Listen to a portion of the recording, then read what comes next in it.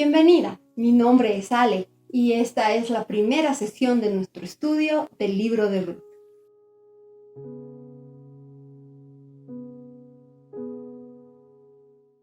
En este primer video vamos a hablar del contexto para ubicarnos mejor en el cómo, dónde y cuándo de esta historia. El libro de Ruth es considerado una joya literaria. Goethe dijo que es la obra más hermosa y completa escrita a pequeña escala, y otros comentaristas la han comparado con cómo es la Mona Lisa a la pintura, es el libro de Ruth a la literatura. Así que vamos a ver un pequeño sumario de los 4 puntos principales que tocaremos el día de hoy.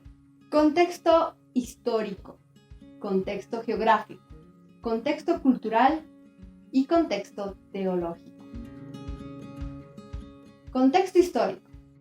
Ruth forma parte del Antiguo Testamento. La historia se desarrolla más o menos 1200 años antes de Cristo. Israel en ese tiempo se encontraba en un periodo muy triste. Por alrededor de 400 años estuvo bajo el gobierno de los jueces. Fue un tiempo en que Israel se convirtió en un pueblo pagano. Este periodo puede ser resumido en el siguiente versículo. En estos días no había rey en Israel. Cada uno hacía lo que bien le parecía. Jueces 21-25. Así que cada quien andaba de manera independiente, tal como las personas lo hacemos hoy en día. Y de hecho, la idea de independencia no suena tan mal, ¿o sí? Si tenemos presente el significado de la palabra pecado, que en realidad significa independencia de Dios, entonces pecar no significa únicamente hacer cosas terribles y escandalosas, sino sencillamente vivir sin tomar en cuenta a Dios y su dirección. Esta era una época oscura y caótica. Los mismos líderes, es decir, los jueces, estaban corrompidos política y moralmente. El caos del tiempo de los jueces es el fruto de una generación que decide no discipular a sus hijos, pero Dios siempre tiene su propio remanente. La Biblia nos dice que había una gran hambruna en la tierra en ese tiempo. Sin embargo, Dios específicamente había prometido que siempre habría abundancia si Israel era obediente. Por lo tanto, hambre en la tierra significa que Israel, como nación, no estaba siendo obediente. El Señor dijo: si obedeciereis cuidadosamente a mis mandamientos que yo os prescribo hoy, amando a Jehová vuestro Dios y sirviéndole con todo vuestro corazón y con toda vuestra alma, yo daré la lluvia de vuestra tierra a su tiempo, la temprana y la tardía, y recogerás tu grano, tu vino y tu aceite. Daré también hierba en tu campo para tus ganados, y comerás y te saciarás. Guardaos pues que vuestro corazón no se infatúe, y os apartéis y sirváis a dioses ajenos, y os inclinéis a ellos, y se encienda el furor de Jehová sobre vosotros, y cierre los cielos, y no haya lluvia, ni la tierra dé su fruto, y perezcáis pronto de la buena tierra que os da Jehová. En Belén, que paradójicamente significa la casa del pan, no había pan. Por lo tanto, en un momento de debilidad y de una situación tan adversa, Elimelech y su familia deciden salir y buscar ayuda en tierras paganas, demostrando de alguna manera que su confianza no estaba en Dios. Allí, en Moab, solamente van a encontrar tragedia. Hablemos un poco de Moab. Moab es una tribu que nace del incesto, de la relación incestuosa, entre Lot y una de sus hijas. Entonces, Moab es una tribu enemiga del pueblo de Dios y enteramente pagana. Como relata MacArthur, durante 18 años Moab oprimió a Israel. Era la misma nación cuyo rey Balac atrajo al mercenario profeta Balaam para que profetizara contra Israel. Así que a lo largo de las páginas del Antiguo Testamento vemos que las relaciones entre Israel y Moab van de la tensión incómoda a la total hostilidad. Los moabitas adoraban a un dios llamado Chemos, a quien la escritura llama ídolo abominable. El culto a este ídolo incluía inclusive sacrificios humanos. Todo esto nos da una idea de lo desesperada de la situación para que Elimelech y su familia decidieran ir precisamente a Moab. Contexto geográfico. La historia de Ruth se desarrolla entre estas dos ciudades, Moab y Belén, la tierra de la idolatría y la casa del pan.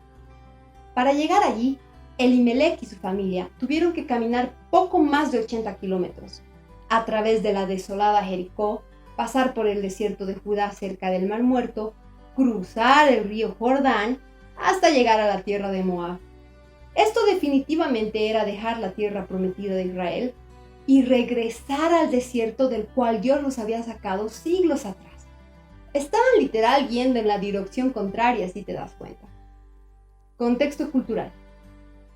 Hay muchas cosas interesantes de la cultura del pueblo de Dios en este libro. Sin embargo, veremos 3 de ellas que nos servirán para entender nuestros estudios más adelante. Vamos a hablar del levirato. El levirato era una ley por la cual una mujer viuda que no ha tenido hijos se casaba con el hermano de su difunto esposo para de esta manera continuar la línea sucesoria y la descendencia familiar. Dentro del judaísmo, porque esta era una práctica que también se hacía en otras culturas, era conocido como yibum y obligaba esta ley al hermano de un difunto, si no tenía descendencia, a casarse con la viuda. Goel es un término que se usa para referirse a la liberación o restitución por parte de un pariente cuando una persona ha perdido propiedades e incluso la vida a manos de terceros. En el capítulo 25 de Levítico encontramos varias referencias de este término y de esta ley, explicando en qué circunstancias un pariente podía redimir a otro. O sea que el pariente redentor, a eso se refiere la palabra goel, tenía la responsabilidad de preservar la integridad, la vida, la propiedad y el nombre de la familia de su pariente cercano, e incluso estar presto a justiciar su vida si fuera necesario. En esta parte quiero hacer hincapié en lo que significa la palabra redimir. Para aquellas de ustedes con las que ya hemos hecho algún estudio juntas y me conocen, saben que me encanta la etimología. Pues les comento que redimir procede de la palabra redimere, en realidad un vocablo latino que significa liberar a alguien de un sufrimiento o castigo.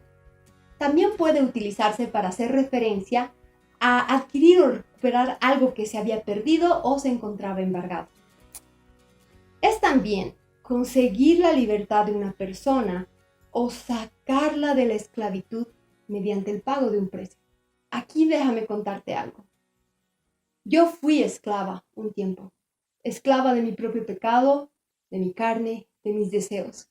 Y estos me llevaron a tomar malas decisiones hasta que terminé encerrada en una prisión de adicción. Dios, en su infinita misericordia, se apiadó de mí y me rescató de aquella esclavitud. Solo Él podía redimirme. Solo Él me pudo decir, no temas, porque yo te he redimido. Te he llamado por tu nombre. Tú eres mía. Por cuestión de tiempo no voy a profundizar más en mi historia. Basta con decir que si Dios pudo salvarme, puede salvarte. No puedo enumerar en cuántos aspectos de mi vida puedo ver ahora redención poderosa y real. Donde había muerte, Dios puso vida. Donde había esclavitud, Dios puso libertad. Donde había rechazo, Él me dio aceptación. Donde había orfandad, Él me ha llamado hija. Antes de que me ponga más emocional, vamos a continuar. El ir detrás de los segadores.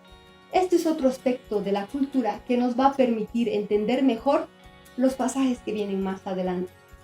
En esos días estaba en vigencia una ley que está expresada en Deuteronomio 24:19 y dice así: si al estar recogiendo la cosecha de su campo se olvidan ustedes de recoger un manojo de trigo, no regresen a buscarlo. Déjenlo para que lo recoja algún extranjero de los que viven entre ustedes, o algún huérfano, o alguna viuda, a fin de que el Señor su Dios los bendiga a ustedes en todo lo que hagan. Esta ley, fue dada pensando en proteger a los más vulnerables y necesitados, de una manera que en Israel todos puedan siempre trabajar y conseguir algo para comer. Contexto teológico. Se desconoce el autor del libro de Ruth, sin embargo la tradición atribuye su autoría a Samuel. Tanto él, Samuel, como Noemí son parte del pequeño remanente que Dios tiene entre su pueblo en un tiempo donde ni los líderes creen completamente en él. De esta joya literaria pueden extraerse varios temas teológicos. Entre los principales mencionaremos algunos. 1. Ruth, la moabita, ilustra que el plan redentor de Dios se extendía más allá de los judíos a los gentiles. En Dios no hay excepción de razas. Él toma bajo sus alas también a los extranjeros que confían en Él. 2. Las mujeres somos coherederas con los hombres de la gracia de la salvación de Dios. ¿No has escuchado alguna vez que el cristianismo o Dios mismo son machistas? Pues no hay nada más alejado de la verdad.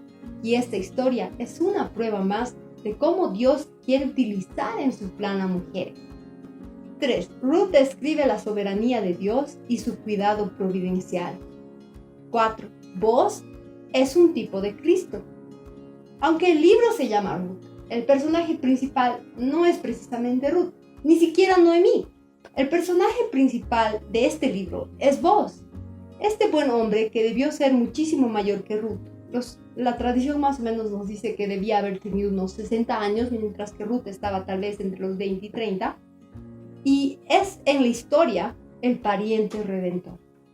Boaz nos apunta a Cristo, que se hizo nuestro pariente redentor en el momento de su encarnación y muerte en la cruz. De forma resumida, podemos decir que estos eran tiempos muy oscuros, y la historia de Ruth es como una velita encendida en medio de esa oscuridad. Aunque las circunstancias eran adversas, aunque todo el pueblo estaba apartado en desobediencia a Dios, y sus malas decisiones lo seguían llevando rumbo a la ruina en su propio pecado, el Todopoderoso es capaz de transformar estas situaciones, por más difíciles o adversas que sean, aun aquellas producto del error y o pecado humano. Así nos recuerda que podemos descansar y confiar en su gracia y poder soberano. Y nos muestra la admirable línea de su providencia, aún en los menores detalles de nuestra vida. Gracias por haber visto este video. Ahora no olvides contactarte con tu grupo de estudio y juntas profundizar en las siguientes preguntas. 1. ¿Qué aspecto del contexto histórico, geográfico, cultural y teológico del libro llama más tu atención y por qué? 2.